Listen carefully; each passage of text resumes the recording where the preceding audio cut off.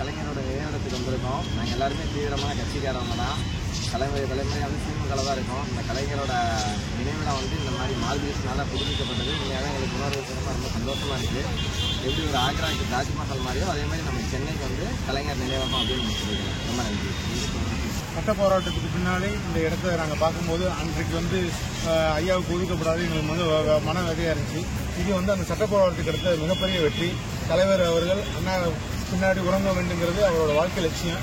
அதை சட்டப்பூர்வமாக அன்னைக்கு போராடி அன்றைய முதல்வர் போராடி இன்றைக்கு வைத்தது எங்களுக்கு உணர்வுபூர்வமாக மிக்க நன்றி. மிக்க வரலாற்று சிறப்புமிக்க தமிழுக்கு அவர் ஆற்றிய பங்குக்கு என்றைக்கும் தலைவர் கலைஞர் அவர்கள் இங்கே உறங்கிக் கொண்டிருக்கிறார். பின்னாடி பேனா சின்னமா ஒழிப்பார். வாழ்க கலைஞர், வாழ்க அண்ணா, வாழ்க கலைஞர். கலைஞரை பத்தி சொல்லணும்னா என்னென்ன இருக்கு. இது ஒரு நம்ம மக்கள் ரொம்ப மகிழ்ச்சியா இருந்து சுற்றுலா தலமாக ஆகிக்கொண்டிருக்கு. தமிழ்நாட்டிலே முதல் இடம் மெரினா பீச் எப்படி, அதே மாதிரி கலைஞர் சமாதி இதோட விரிவடையும். பேனாவை எங்கள் தொண்டர்கள் பொதுமக்கள் சேர்ந்து நிறுவி அனைவரும் அதை பெரிய உயரத்திற்கு கொண்டு போவோம். யூடியூப். வணக்கம். ராமநாதபுரம் மாவட்டத்தில் தகவல் தொழில்நுட்பம் மாவட்டம் சென்னை மாவட்ட கட்டத்துக்கு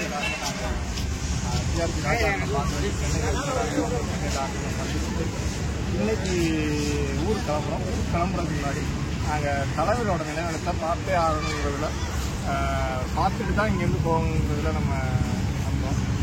பார்த்ததுக்கப்புறம் தெரியுது இந்த தலைவரோட சமாதி எவ்வளோ பிரம்மாண்டமாக இந்த உலகத்துக்கு இந்த இந்தியாவிலையும் சரி தமிழ்நாட்டிலையும் சரி மிகப்பெரிய ஒரு நினைவு சின்னமாக ஒரு சுற்றுலாத்தலமாக நினைவு சின்னமாக அமைஞ்சிருக்கு. ரொம்ப பெருமையாக இருக்குது. அலைகடல்னு கூட்டம் வந்துக்கிட்டே இருக்குது தலைவர் சமாதியை பார்க்குறதுக்கு.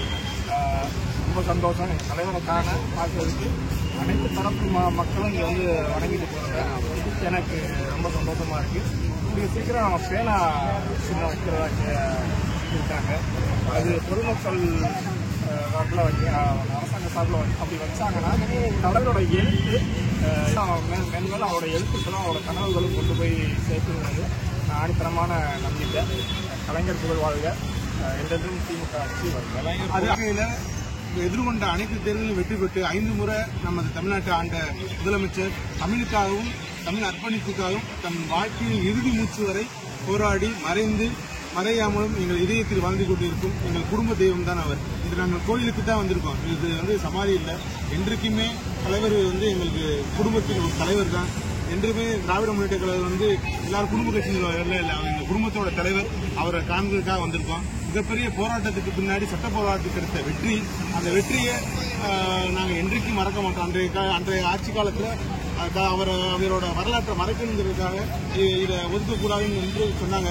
மிகப்பெரிய சட்ட போராட்டத்திற்கு இப்போ இருக்கிற முதல்வர் அன்றைய காலகட்டத்தில் போராடி நீதிமன்றத்தில் கர்மத்தின் வாழ்வதனை சூழ்நிலை மறுபடியும் கர்மமே வெல்லும் என்ற அன்றைய தினம் அவரை இங்கு நல்லடக்கம் செய்தார்கள். இது சமாதி இல்லை, எங்களோட கோயில். என்றைக்கும் அவர் மறைந்தும் மறையாமலும் தமிழ்நாட்டின் இதயமாக என்றைக்கும் இந்த இடத்தில் மறையாமல் தான் வாழ்ந்து கொண்டிருக்கிறார். எங்கள் இதயத்தில் வாழ்ந்து கொண்டிருக்கிறார். தமிழ்நாட்டு மக்களையும் வாழ்ந்து கொண்டிருக்கிறார். மீன்களுக்காக ஆற்றிய பணிகளுக்காக பேனா சின்னம் மிக விரைவில் வரும். அது தமிழ்நாட்டுக்கு மிகப்பெரிய வெற்றிதான் என்று சொல்லி என்றும் தலைவர் புகழ் வாங்க, அண்ணா புகழ் வாங்க, பெரியார் புகழ் வாங்க.